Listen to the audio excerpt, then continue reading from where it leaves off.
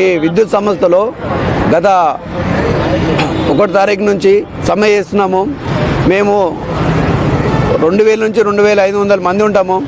మా శాలరీ వచ్చేసి 5000 నుంచి 6000 లాగా ఉంటుంది. ఈ 5000 6000 తోటి బతకాలని చాలా కష్టం ఉంది. ఈ పెరిగిన రేట్లతోటి చాలా ఇబ్బందిగా ఉన్నది.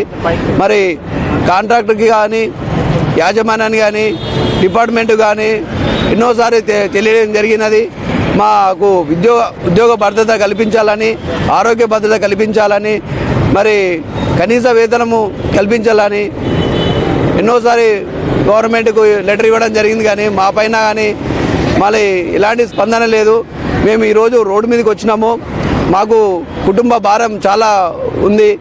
ఈ సాలని చాలి జీతాలతో బతకాలంటే చాలా కష్టంగా ఉన్నది.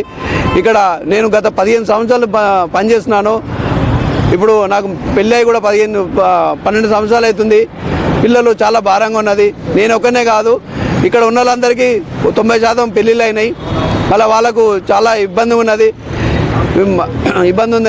ఆరోగ్య భద్రత లేదు. ఏమైనా ఇన్సిడెంట్ జరిగినా కానీ, యాక్సిడెంట్ జరిగినా కానీ ఎలాంటి మాకు భద్రత లేదు, ఆరోగ్య భద్రత లేదు, ఉద్యోగ భద్రత లేదు. మరి ఈరోజు మేము ఈ రోడ్డు మీకు రావడానికి కారణం ఏంటంటే మాకు జీతాలు తక్కువ, జీతాలు లేవు. మరి ఎన్నోసార్లు మా ఇంతకుముందు గవర్నమెంట్ ఉండే వాళ్ళకు కూడా ఎన్నోసార్లు చెప్పినాము, చేస్తామని చెప్పడమే కానీ ఇలాంటి రెస్పాన్సిబుల్ లేదు. మరి ఈరోజు మేము ఈ ధర్నాకారం ప్రోగ్రాము పెట్టుకున్నాము 1 తారీఖు నుంచి. 4-5 రోజులు తేరా అయినా కానీ ఎలాంటి స్పందన లేదు. మరి ఈరోజు కాంట్రాక్టర్లందరూ మరి చెప్తున్నారు కానీ మాది చేసాం ఇది చేసాం అంటున్నారు కానీ ఓన్లీ పేపర్ మాటకే చేస్తున్నారు కానీ మాకైతే ముందుగానే వెళ్తలేదు. ఈరోజు మళ్ళీ 5వ రోజు జరుగుతుంది అది సమ్మె కార్యక్రమము. మళ్ళీ యాజమాన్యం కానీ ఎలాంటి కానీ రెస్పాన్సిబుల్ లేదు. అవును, రాష్ట్ర వ్యాప్తం అంటే ఇట్లా రాష్ట్రంలో 2 కంపెనీలు ఉంటాయి. ఒకటి ఎన్బిడిసిఎల్లో ఉంటుంది, ఒకటి ఎస్బిడిసిఎల్లో ఉంటుంది.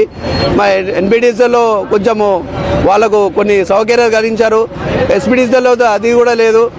మాకు కడుపు గాలి ఈరోజు మీ రోడ్డు మీకు వచ్చినాము. రాష్ట్ర వ్యాప్తంగా ఈ ధర్నా కార్యక్రమం జరుగుతుంది. అనుకూలమైన స్పందన రాకపోతే రాష్ట్ర వ్యాప్తంగా ప్రజలకు కానీ ప్రభుత్వానికి కానీ ప్రజలు కూడా తెలుసుకోవాలి మా జీవితాల గురించి.